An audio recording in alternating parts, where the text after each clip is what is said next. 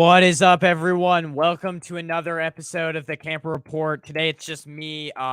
Merry Christmas to you all. I hope you're enjoying family time, but I did need to come on at 7 o'clock. Now, a lot of you guys probably are spending time with your families, so don't like take time off to watch me because that's not what it's about. But I did want to go on and kind of react to this game. And I apologize because I was thinking of making it at 5. I mean, at 6 Mountain Time, which would have been 5 Pacific. And that didn't really work out because I had some things to do. So I was like, I had to get ready for the streams and I didn't really have enough time. So I was like, I'll push it back till 7:30. I mean, 6:30, which is Mountain Time. So 5:30 Pacific. I should have done it 5:30 Pacific because then, more of you guys, less of you guys would have been eating dinner. So you might have had a little bit more time to watch, but I had to kind of push it back even farther because it's hard, Christmas Eve, whatever, and we were eating dinner. So, but yeah, that's what was going on. But I had to come on to give some of my thoughts on this game, and I mean, this game really showed how good the 49ers can adjust after the first half, right? It was tied 7-7 after the first half. There had been some pretty good and bad things. The defense had been playing really they had been playing bend don't break type of defense. They hadn't been perfect, but they had been only allowed 7 points. And part of that reason is because the Washington Commanders they went for it on fourth and goal at the 1, and they got stopped. So the Commanders, they had so many chances early in that game to score a touchdown, but the 49ers defense was bend don't break. Like I said, I mean, they let up all these yards, and then when it came down to it, when it came in the red zone, the 49ers were a strong team in the red zone. But let's get to the first topic, and this is something that I really think what this game said to me, and I already told you a little bit, but I think what this game said to me was the 49ers ball, Deebo Samuel got injured a few weeks ago, right? And we had been saying, has George Kittle, before he got injured, we had been saying, has George Kittle kind of lost his touch as he started to get older? And then as soon as you see Deebo Samuel go down, George Kittle, his production, the next game, and then now it's been 2 games since he's went out, George Kittle, the next 2 games, is popping off. And it's not because George Kittle was old and he's just lost some of his speed. That might be partly true, but I think a big thing that we all overlook as fans and just people who analyze the game is we tend to overlook how hard it is to coach a team with so much talent. It's a good problem to have. And I know this is kind of cliche because everyone says this, but you can have too much talent. I think the 49ers offensively with skill position players are facing a crossroads where they're starting to have almost too much talent on their roster. So George Kittle, for example, wasn't getting as much work when Deebo Samuel was on the field. And that's because I think Kyle Shanahan really has been having a hard time scheming up plays for Brandon Ayuk, Deebo Samuel, George Kittle, Ty Davis Price even today, but Jordan Mason, Christian McCaffrey, just and Jawan Jennings, obviously. So, I think with Deebo Samuel out, it kind of opened up a window a lot more. And that's what this game said to me. I just think that none of these players have fallen off. It's just as a coach, they've been having trouble scheming plays for all of these different people. David McNew coming in. Well, okay, David McNiner now. He changed his name. Kittle doesn't have to stay in a block for Jimmy G anymore. Jimmy G was jittery in the pocket. I'll get to that. I will get to that. I will say that, let me see. I'm looking at my notes real quick because let me see here. Let's see. I mean, I will say with your response to Jimmy Garoppolo, I will say that Purdy's weakness, and I think is a big thing that we all tend to overlook. Well, actually, we don't all tend to overlook. I think it was very inevitable when, his size. That's well, his biggest weakness is his size, and that's something that I think I've been trying to look for a weakness with Brock Purdy, and I have found that Brock Purdy especially in the first half, and this is kind of a thing that you could coach him up. So like this isn't a long term thing, and this is something that all small quarterbacks deal with. I mean, you saw in the first half where he would throw it. I think he got the ball batted down like 3 or 4 times in the first half. And that's because he's a smaller guy, and when you face bigger defensive tackles, that could be a concern because genuinely, I will get to what he does better than Jimmy G. I think, but real quick to finish off what I was going to say, generally, when like that is my biggest concern when if the 49ers play a team like the Eagles with Fletcher Cox, or like in the Super Bowl, a team like the Chiefs, like Chris Jones, those defensive tackles are big defensive tackles who, like, for a short quarterback like Purdy, those guys get in his field of vision, right? So a small quarterback, every small quarterback has to deal with it, but that is my biggest thing. And I think that's a weakness that I was trying to look for. And I was really saying, like, what is a weakness in this guy? And I think, like, it's not really his fault, but it's just physically, he's shorter, and that limits his field of view. But what he does better than Jimmy G, and that's something that, man, this game and even the last few games, the Bucks game, last game, well, not so much last game because he was a little bit more injured than he was this game, but really just throwing it downfield. Holy shit. I mean, that pass to George Kittle really was incredible. And I think it was it? Yeah, it was like the second drive of the third quarter, the deep pass to George Kittle for a touchdown. When I saw him throw it deep, I was like, what in the world is happening? Like, how? I have not seen a guy do this except from Trey Lance, really, in the preseason. I haven't seen a guy do this for so long. And so it was definitely refreshing to me. I already talked about the one thing with Brock Purdy, his one weakness. I think it is his size. But let's get to real quick.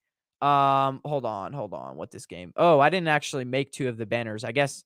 Okay, well, let's quickly get to a little bit of Kyle Shanahan and what he did to make this game. So 49ers, first half struggling a little bit. And what really was it, they weren't like moving the ball a ton. The defense was playing pretty well, but they made some key stops, the defense. But they weren't moving the ball a ton. It was kind of one of those games where you thought it was going to be one of those games that would come down to the wire. Not a lot of teams scored. What did Kyle Shanahan do in the second half that made them explode? Because the very first drive, they come out, and I think it was a touchdown drive. I can look at the box thing. Yeah, I believe the very first drive was a touchdown drive, or maybe not. Might have been a field goal. But besides the point, the very first drive of the second half, they come out and they're running play actions. They're running slants to the inside. They're throwing it over the middle. And what I think changed is the Washington Commanders sold out to stop the run because they're thinking they still have that it kind of like they're still wondering, how do we game plan for this kid? And this is why I think Brock Purdy, I'm not saying he's good, but this is why I think Brock Purdy is having so much success right now, because so many teams are trying to figure out ways to shut this guy down. A lot of teams had shut Jimmy Garoppolo down because they knew that we just need to load the box. So this team is still trying to figure out how to shut Brock Purdy down. And so they just tried loading the box. They thought the 49ers were just going to run it down their throat. They thought the 49ers were going to play physical. Second half comes along. The 49ers all of a sudden are like, the Commanders are loading the box and the 49ers are throwing quick slants over the middle. I mean, second half, like beginning of the second half, and the 49ers are just throwing darts over the middle. And I think a big reason why, and also the 49ers turned more to the play action game in the second half as well, which was a big thing that we saw. And I just think that like the Commanders, another thing that they were trying to do was they were trying to come on blitzes. And how do the 49ers fix that? They know that the right side, I mean, Mike McGlinchey was horrendous. Like they know that the offensive line is going to struggle. Like, I don't know. I like a quick rabbit trail to Mike McGlinchey and the offensive line. He jumped on 2 consecutive drives, and one drive was in the second half, and he jumped on 2 consecutive drives. One drive, he jumped off sides. One drive was right near the end zone, and I believe it was like a 3rd and goal at the like 5. And then it put them back till the 10 and made it really hard to convert, and they had to settle for a field goal. And then the next drive was let me see. Second one. Yeah, the next drive was also on a 3rd down, or no, the first drive was on a 2nd down. The next one was on a 3rd down. So he was jumping off sides, he was committing holding penalties, and it really sucked because both of those holding and offsides penalties were back to back, and they were also both in the red zone. So it really killed us, and it made us settle for 2 consecutive field goals. Luckily, we were playing a not.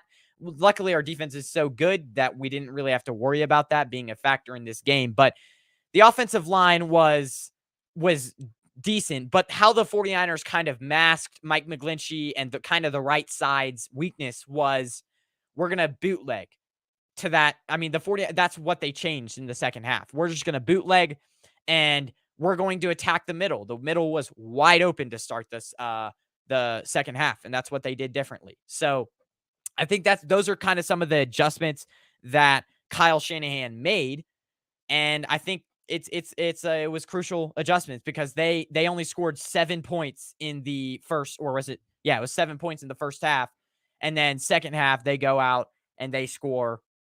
Let me see.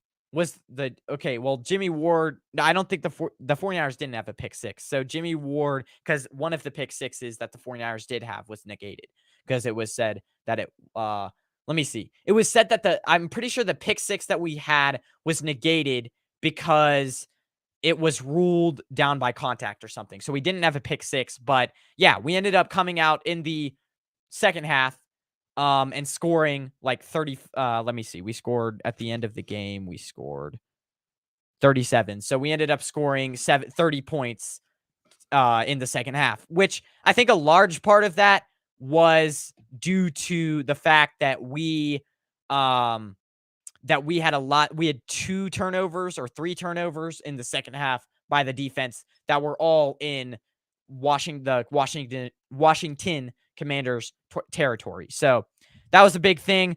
I do want to get you guys out here quickly, so I'll just move on to the next topic. I will say one thing about, I want to quickly break down Ty Davis Price's performance, because I think that was also important to note. This guy's not that bad. I mean, he had a few good runs, and I think Jordan Mason is better, but I feel like Davis Price, with a little bit more work, he's only a rookie, with a little bit more work, could become a better running back. I mean, he had some nice cuts. Now, I did see that, like, this was the big knock on him in preseason too. Like, he has happy feet sometimes and he can't make up his mind. Like, he's not a one-cut player. He sometimes tries to make 2 cuts, and that results in a loss of yards. But there were a few times where he just made 1 cut, went up the middle, and he had like an 8-yard run and like a 6-yard run. Both were really nice runs. So I think with a little bit more game experience, I think he could be a decent running back. But it goes back to what my first topic was my first topic really was, I'm seeing that the 49ers have so many skill position players that are so good that they're just having problems spreading the ball around. And that's a lot of times why you'll see George Kittle, when Deebo Samuel comes back, just kind of dip, because, you know, it's as a coach, it's tough to scheme all these players the ball when, you know, you've got so many weapons. Let's see. David McNiner. First time we have scored a lot in the second half.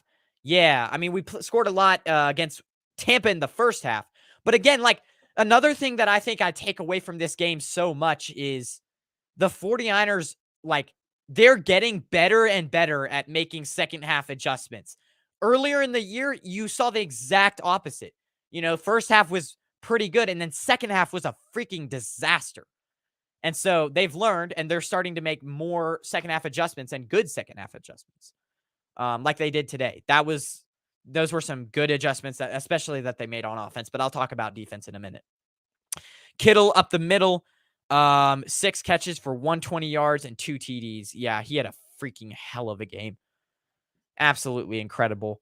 And they started to do the old, like, the thing that I was saying after the Chargers game when we kind of had a lackluster performance on offensively. The thing that I was saying after the Chargers game was we need to bring back like the bootleg game that we had in the first few years with Jimmy, right? Like in 2019, we had the bootleg game, we had the jet sweeps, we had the motion, like that motion offense, And so I was like, we need to bring that back. And we saw them the last few games with Purdy, we've brought it back. So it was a Jimmy Garoppolo thing holding back the offense. And it's been impressive because what I saw today was the offense that I have always wanted to see. That bootleg motion offense and also an offense that occasionally goes downfield.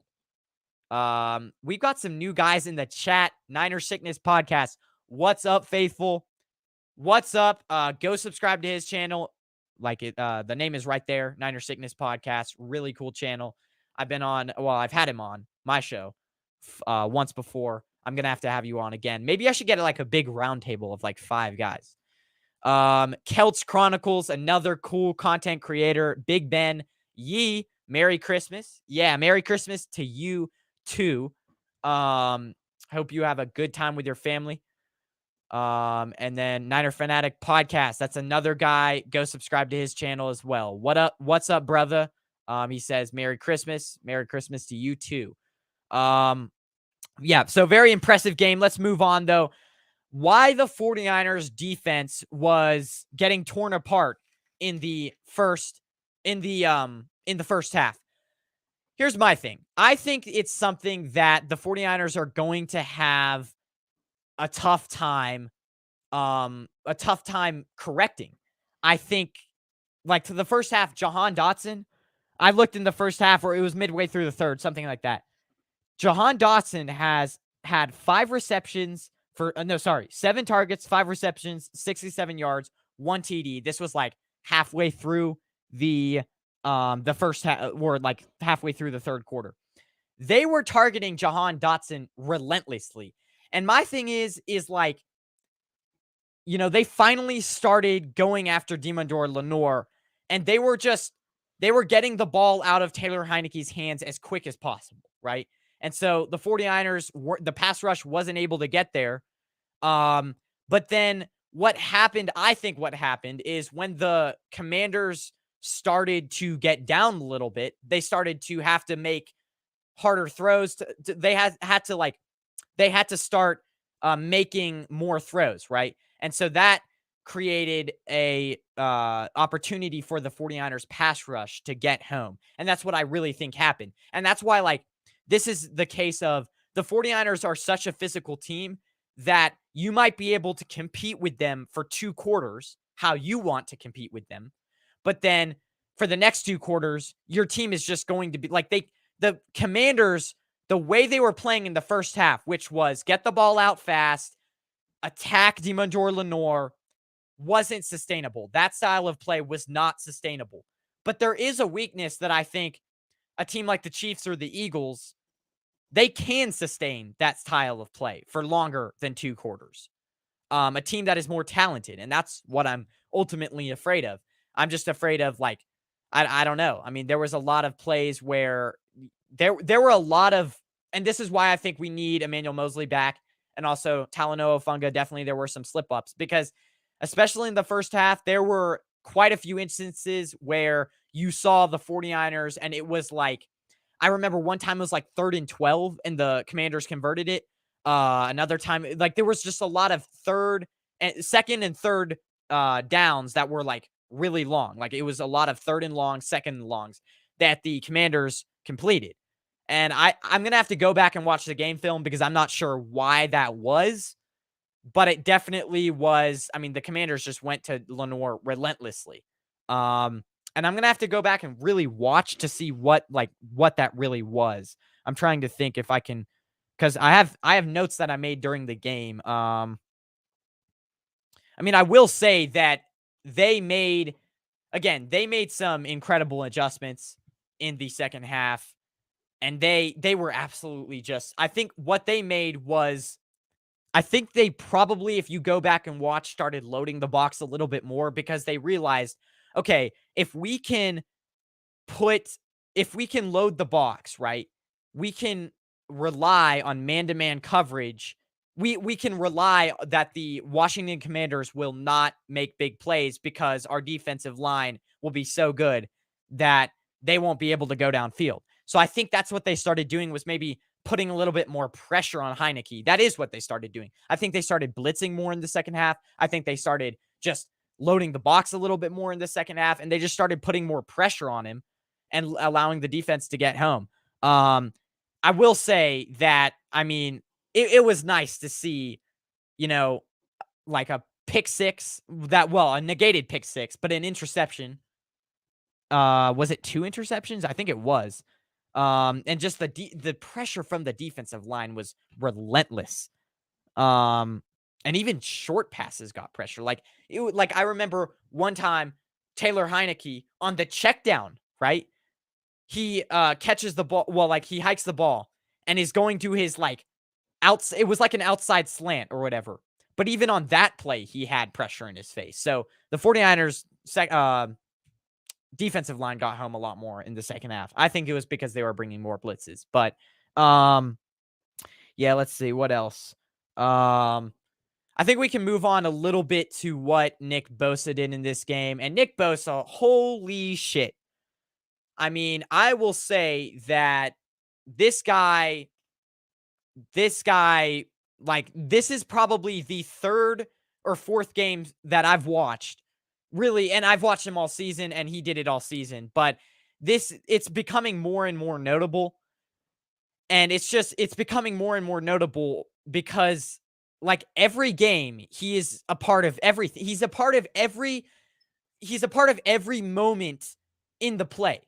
Like, I don't know how to explain it, but like every play he's all over the quarterback. And I will say, like, the whole MVP talk with Micah Parsons, I do think that Nick Bosa is better, but I was a lot stronger on Nick Bosa being defensive player of the year, not MVP. I was a lot stronger on Nick Bosa being the defensive player of the year a few days ago. But then I watched the Eagles versus Cowboys game today, and it was 3rd and 10, right? And the Eagles were actually driving the ball downfield. I think it was at like the Cowboys 23-yard line. I don't know if you guys watched that game, but I watched the end of that game, and it was really close, but it was 3rd and 10. The Eagles had to get a touchdown. It was a 6-point game. Eagles had to get a touchdown. It was like 15 seconds left in the game.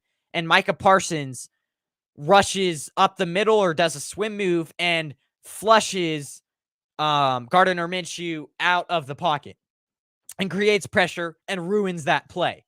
And I think he ended up throwing it away. And so now that creates a 4th down and 10. So Micah Parsons, very talented as well, can destroy plays as well.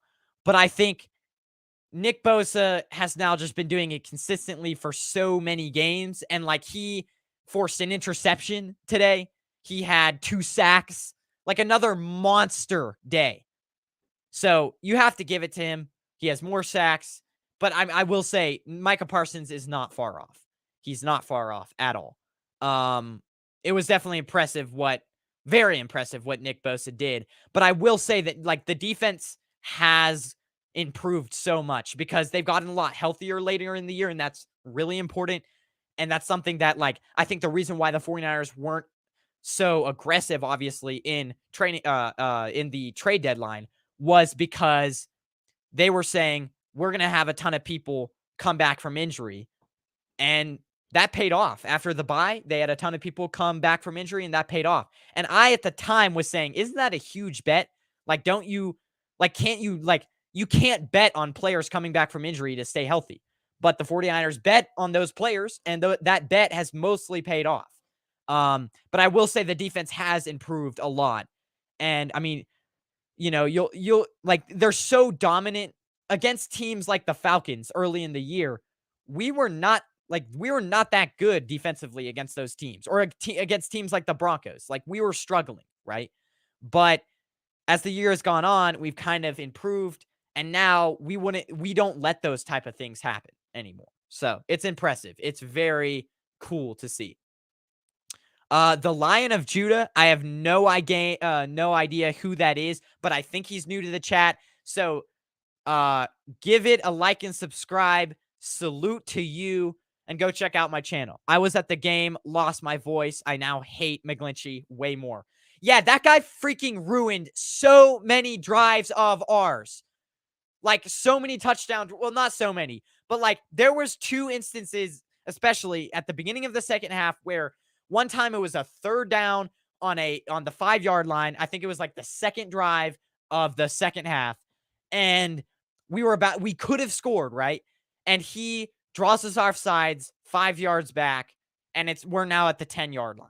And then there was another time where we were right next to the goal line, and he had a holding call or something like that, and he drove us back 10 yards. So, yes, I know. He pisses me off very much sometimes. Well, all the time, actually. And the 49ers, like, if they had a choice to bring back Brendel or McGlinchey, I would abso-freaking-lutely bring back Brendel. Now, I will say that it is easier to find a center in the 3rd round than it is a right tackle in the 3rd round. So, I don't know what we'll do there. We definitely should not draft another running back in the 3rd round. Let's make it 3 years in a row, baby. Running back in the 3rd round. Yeah. So, yeah. Let's see. What else have I got for you? I mean, Nick Bosa is alone in his class, man. It's incredible what he does. Just absolutely incredible. But everyone, this has been fun. Unless you guys have more comments, I'll probably get out of your guys' hair. We almost went 30 minutes. It's 7:30. We did have quite a few people in the stream, so thank you for supporting. And we'll probably be back on Wednesday with another guest. We'll see, because it is Christmas week. Like, it's a Christmas break for a lot of kids, and a lot of people are trying to spend time with their families. So this week it is going to be tough to find somebody. He lets edges run right by him, not even looking their way. He lets edges run right by him, not even looking their way without. Oh, not even looking their way without Kittle helping him. He's not that great at pass pro. Oh, we've all known that. Yeah. I can't read sometimes. I'm sorry. I'm slow. Yeah, that is a good point. I mean, you'll see a lot of times where, like, they'll just be like a free rusher off the right side, and we're like, how the hell did that happen? There were a few times where, like, there was one time where Purdy scrambled out, and instead of sliding, he kind of like went shoulder first, and I was like, oh my God, please no. Please no. Already subbed and liked. Already subbed and liked. Have a good one. Yeah, you too. Thank you for coming in, man. Let me, if you're still here, tell me how you found my channel, because I want to know if it's by all the keywords because I do put keywords on my videos, but I don't know if that's the reason why you found me. Maybe it was somebody else's channel. I don't know. But let me tell me how you found me, because then I'll know, like, if the keywords have been kind of paying off that I've been putting on my videos. Go 49ers. Yes. 11. But the thing that sucks. Okay, so quick recap of today, and I don't want to be like here ranting for too long, but I do want to quickly recap the NFL today, because there was some important things that happened today for the 49ers, and that important thing starts off with the freaking Vikings, who I am pissed, okay? Game-winning field goal, 61 yards. Joseph's or Joseph, whatever, the kicker for the Vikings, kicks a 61-yard field goal to win the game against the Giants. Otherwise, it would have went into overtime. The Vikings, which sucks because it's like the Vikings, if they almost lost today. And the thing that sucks is like they still have a chance to win the next lose the next two games. I mean, they do have the Packers and the Bears, right? So they could lose next week against the Packers. But here's the thing. I feel like now the 49ers, because the Vikings didn't lose this game, now the 49ers like have to play till week 18. Because now this gives the 49ers no cushion. Because imagine if the Vikings, what I'm trying to say is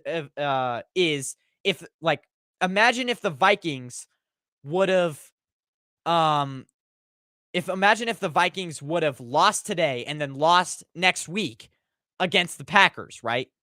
That is 2 games. So they would have now been 2 games. Like the 49ers would have been 1 game ahead of the Vikings and then also would have had the tiebreaker. So the 49ers would have technically been 2 games ahead of the Vikings, right? And so my thing is, if the Vikings would have lost today, the 49ers could have probably rested all of their starters week 18 and had a week off.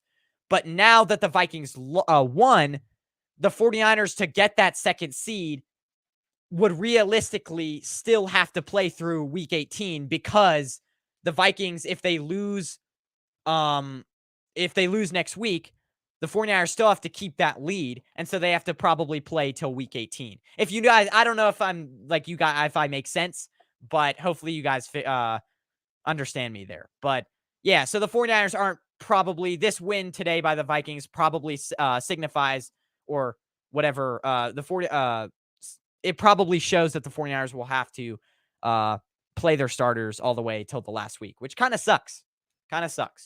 I don't know why I've been stuttering so much. I've been subbed for a long time since your first couple shows with Grant. Oh, shoot. Okay, cool. Yeah, I have some people that come in the chat and they're like, I've been subbed to you for like 9 months, but I've never commented. And I'm like, okay. Okay. I need the Niners to smash on the Raiders. Give them hell. Yeah. They're kind of like they're rivals, but they're not really rivals because they're not in our division, but a lot of people in the Bay hate them. But yeah, so let's see. That was actually the most important game for the 49ers, was the Vikings game. Let's see what other game was important. Today, tomorrow, Packers versus Dolphins. That's going to not be an interesting game for the 49ers, but it will be an interesting game for both teams because both teams have both teams have the playoffs riding on this game. So Packers versus Dolphins tomorrow at 11 a.m. is going to be exciting. Let's see who else. Chiefs beat the Seahawks. That's a huge blow. Another huge game, though, today was the Lions versus Panthers, and it's kind of depressing because the Lions lost to the Panthers, and like both the Jets, who lost to the Jags, the Seahawks, who lost to the Chiefs, which that was inevitable, and the Lions, who lost to the Panthers, are all kind of, they are probably not making the playoffs now, which really sucks because I wanted to see the Lions, Jets, not the Seahawks, but I wanted to see the Lions and Jets in the playoffs. Too drunk, man, lay off the booze. Yeah. Yep. I'm wasted right now, man. Yeah.